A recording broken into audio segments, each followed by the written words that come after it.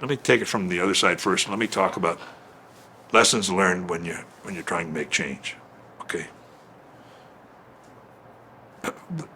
When I think about that subject, and Colleen had mentioned it to me a while ago, I thought about things that I would tell people. And the first of those is all has to mean all. In other words, you need to think as broadly as you can, and you need to think about what would this do to other people, not just how's it going to solve it for my son or daughter or for me or for this person, but what effect is it going to have for anybody else? And if you're going to work on something, it makes more sense and has more payoff to work on something that's going to affect more people, not just one. It's one thing to do advocacy that swings the door open for one person. It's another thing to do advocacy that removes the door. And I think that when we decide we have a certain amount of energy, a certain amount of effort we can put forward, we ought to be thinking about all means all. And that, on the other side, means don't do anything that hurts other people with disabilities. Don't do something for one that leaves others out or that hurts other people with disabilities. There are examples of things that I wish weren't so in our field.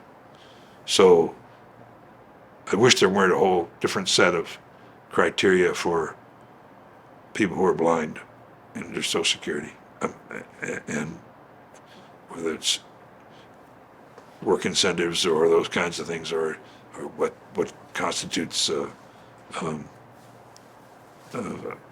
ability to work, et cetera, et cetera. There just are different sets of criteria for people who are blind and other people with disabilities, and that not only is that, do I consider that unfair, I think we should be working to make sure that we all get that same level that the blind now get. But we wouldn't want to hurt the blind by saying bring them back. So you have to consider on both sides, is what I'm going to do advantageous for everybody with a disability, and does it include all people? Not benefit one group, or certainly nothing that's going to hurt another group. I think the other things I would learn is that all means all by meaning, I mean people with the most significant disabilities. We can't just be talking about, like, for instance, emptying institutions. We'll take the people who are the least likely to need to be there out. I mean, now you're drawing a line, and you're finding you're going to get to a population, you say, well, you know what? There probably are some people who need this. And that's never the case. So when you think about all means all, it has to mean it includes those people who have the most significant or the most complex, or whatever term, the worst behavior, whatever term you want to put on it, it has to include those people. It isn't safe, because sooner or later somebody, if you don't do that, sooner or later somebody will draw a line. And if that line got drawn by Albert Einstein and Bertrand Russell, we'd all be in trouble, right? It's never safe to say except for, or some, or until. It all has to mean all. The other thing I would say is that proof isn't necessary anymore. Proof, it's right or it isn't. And the idea of least restrictive we did away with by saying most integrated. The most is a little scary for me still, but it means, or I think it means, we don't draw a line to say there are people who get left out.